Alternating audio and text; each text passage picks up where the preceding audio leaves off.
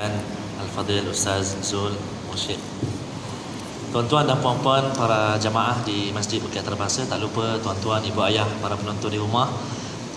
Ustaz, saya dapat scan ataupun saya terkesan dengan beberapa ayat ini dalam surah Al-Kahfi, yang mana Allah Subhanahu Wa Taala mengingatkan kita, tuan-tuan dan puan-puan, siapakah orang yang rugi, yang mana barangkali satu masa kita ingat amal-amal kita ini diterima, tetapi sampai satu masa nanti Allah kata amalan kamu tidak diterima, tergolong dalam orang yang rugi.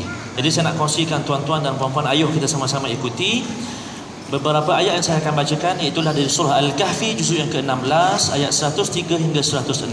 Sama-sama kita hayati insya-Allah. A'udzu billahi minasy syaithanir rajim. Bismillahirrahmanirrahim. Qul hal nunabbi'ukum bil akhsarina a'mala alladhina dhalla sa'yuhum fil hayatid dunya wa hum yahsabuna annahum yuhsinuna sun'a ulaika alladhina kafaru bi ayati rabbihim wa liqa'ihi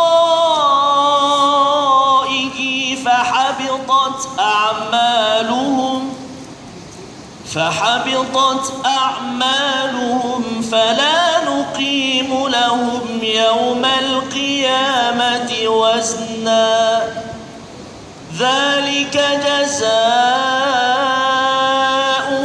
جهنم بما كفروا واتخذوا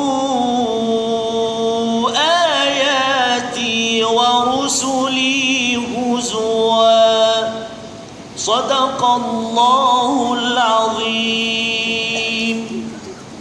Dengan nama Allah yang Maha Pemurah lagi Maha Mengasihani.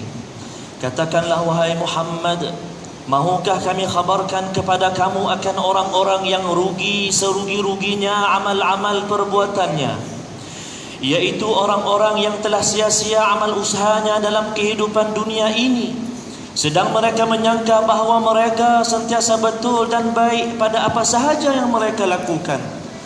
Mereka lah orang-orang yang kufur ingkar akan ayat-ayat Tuhan mereka dan kufur akan pertemuan dengan Allah. Oleh itu gugurlah amal-amal mereka. Maka akibatnya kami tidak akan memberi sebarang timbangan untuk menilai amal mereka pada hari kiamat kelak. Mereka yang bersifat demikian, balasannya neraka Jahannam, disebabkan mereka kufur ingkar dan mereka pula menjadikan ayat-ayatku dan rasul-rasulku sebagai bahan ejek-ejekan. Amat benarlah firman Allah Subhanahu wa taala. Tuan-tuan dan puan-puan yang saya kasih sekalian, demikianlah beberapa ayat Allah Subhanahu wa taala ingatkan kepada kita tentang siapakah orang yang rugi. Mudah-mudahan kita tidak tergolong dalam golongan ini. Mohon pencerahan lagi, mudah-mudahan Allah. Terima kasih kepada Al-Fadhil Ustaz Tarmizi. Bergetar jiwa kita bila dikumandangkan ayat dari surah Al-Kahfi sebentar tadi. Saya kira Ustaz Zul, kalau kita nak garis bawahkan daripada ayat tersebut, kalimat yang betul menggetarkan kita, fahabitat a'maluhum, itu kita sangka amalan kita banyak, pelaburan kita kemas, tiba-tiba di hadapan Allah buku yang kita bawa kosong, tidak ada apa-apa. Yang kita tuai, yang kita tanam, yang kita buat, semua tidak ada nilai. Barangkali pada pendapat Ustaz sendiri, siapa agaknya golongan orang-orang yang habitat a'maluhum ni, rugi, terdelete amalannya dan tak boleh undo lagi dah, Ctrl Z pun tak boleh lagi dah. Silakan. Tuan-tuan, puan-puan yang saya hormati dan saya kasih sekalian, Ustaz, terima kasih Ustaz bacakan Quran, bacaan yang begitu baik. Saya kira dalam bab su'ul khatimah, manusia yang mati dalam su'ul khatimah, Imam Al-Ghazali dia membawa ayat ini dengan menyatakan bahawa Allah menggunakan isim tafdil. Maknanya bukan rugi dah, bukan rugi tetapi paling rugi. maknanya daripada seluruh kerugian itu yang lebih parah daripada si kafir yang derhaka atas muka bumi sepanjang nafasnya. Tidak lagi rugi berbanding dengan orang yang dia menjangkakan dia melakukan amal-amal yang banyak, tetapi saat matinya mati dalam keadaan su'ul khatimah. Mati dalam keadaan su'ul khatimah maknanya mati dalam keadaan derhaka walaupun asalnya dia melakukan ketaatan.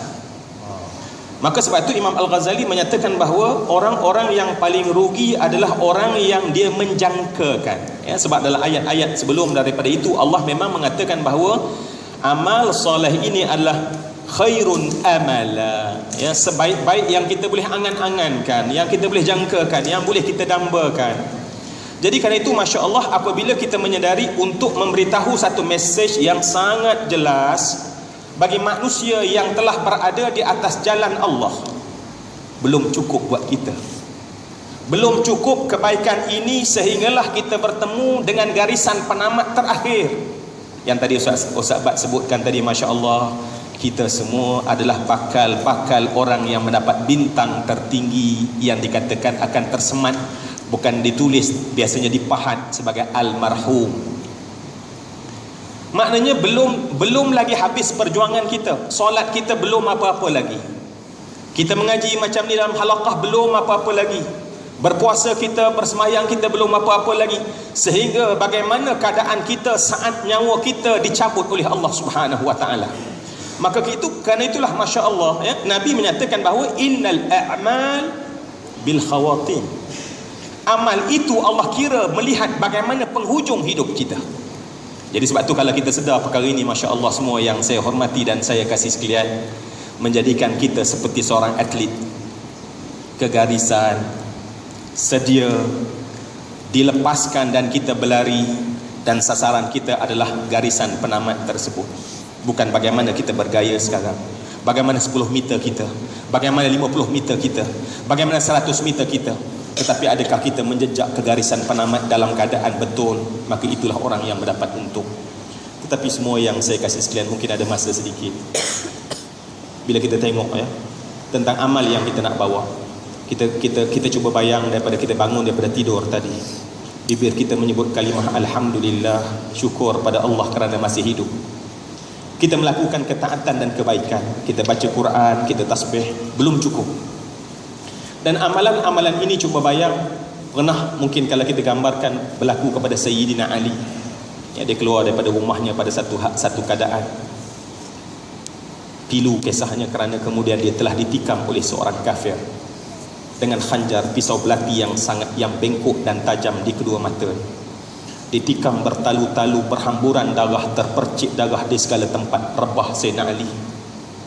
Lelaki ini diuruskan, ditangkap, tetapi Sayyidina Ali dibawa pulang dalam keadaan parah tubuhnya. Darah mengalir di serata tubuhnya. Dalam sekali tikaman tersebut kena kepada Sayyidina Ali, sehingga apabila Sayyidina Ali merintih untuk diberikan padanya air dan orang membawa susu segar, dia meminum susu tersebut.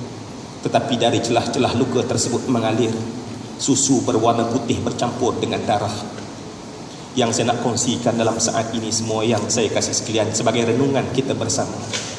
Saat dan detik terakhir pada hayat Sayyidina Ali, dia minta dia didudukkan. Dan ketika orang mendudukkan Sayyidina Ali, tunduk kepala Sayyidina Ali dalam keadaan ketika itu ia menangis teresak-esak. Dan ketika ia menangis, keluar darah daripada kesan lukanya. Dan orang bertanya, ma yubkika ya Amirul Mukminin, apakah yang menyebab engkau menangis wahai Amirul Mukminin? Bukankah engkau telah dijamin syurga? Bukankah pintu syurga telah terbuka untukmu? Bukankah engkau menantu Rasulullah, orang yang disayangi oleh Rasulullah? Mari kita dengar apa kata Sayyidina Ali. Wahai kalian, perjalanan hari akhirat itu terlalu jauh. Bekal yang sempat dibawa oleh Ali tersangat sedikit. Aku takut bekalku yang sedikit ini tidak mampu untuk memberi bekalku sepanjang perjalanan hari akhirat.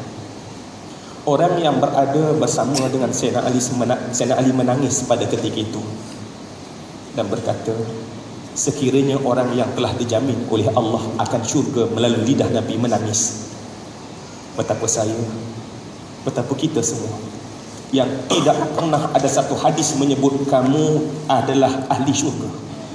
Bagaimana kita boleh membazirkan setiap saat daripada yang Allah berikan kepada kita dengan begitu saja tanpa melakukan kebaikan, Ustaz?